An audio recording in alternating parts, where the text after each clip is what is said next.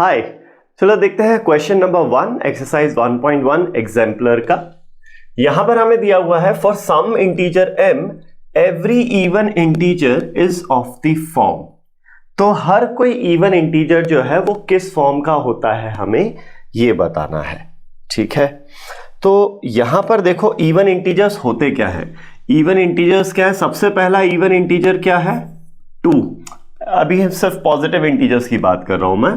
तो 2, फिर नेक्स्ट होता है 4, फिर 6, फिर 8, then you have 10, 12 and so on. ठीक है, अब ये सारे इवन इंटीजर्स होते हैं। ये जो पहला इंटीजर 2 है ना, इसको मैं ऐसा लिख सकता हूं 2 टाइम्स ऑफ 1। इवन इंटीजर्स क्या होते हैं? वो नंबर्स जो 2 से डिविजिबल हो उन्हें हम इवन बोलते हैं। ठीक है, तो ये 2 को 2 से डिवाइड करोगे तो फैक्टर क्या बचेगा? 1 बचेगा। तो 2 इंटू 1। फिर 4 को 2 से डिवाइड करोगे तो बाकी का जो फैक्टर है वो क्या बचेगा? 2 बचेगा। तो 4 को लिख सकते हैं हम 2 इंटू 2। 6 को 2 से डिवाइड करोगे क्या बचेगा? 3 बचेगा। तो 6 को हम लिख सकते हैं 2 इंटू 3। फिर 8 को क्या लिख सकते हैं? 2 इंटू 4। 10 को लिख सकते हैं 2 इंटू 5 और 12 को लिख सकते हैं 2 इंटू 6। तो अब तुम्हें दिख रहा है यहां पर कोई भी इवन नंबर है उसको हम क्या लिख सकते हैं? 2 इंटू समथिंग। और ये क्या है? कॉन्जिक्यूटिव नंबर्स हैं। ये जो फैक्टर्स है ना, ये सारे कैसे हैं?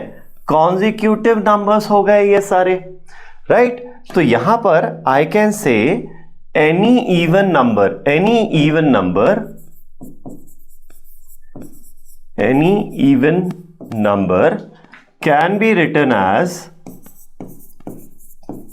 can be written as 2 into some factor, है कि नहीं है?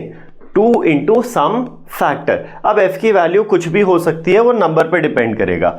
एंड कोई एक नंबर के लिए f की वैल्यू यूनिक होगी। जैसे 14 में f की वैल्यू 7 ही होगी और कुछ नहीं हो सकती।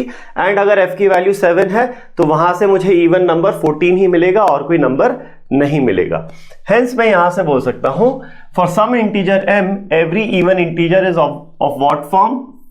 2m। तो यहां पर आंसर हो जाएगा आपका C। Thank you.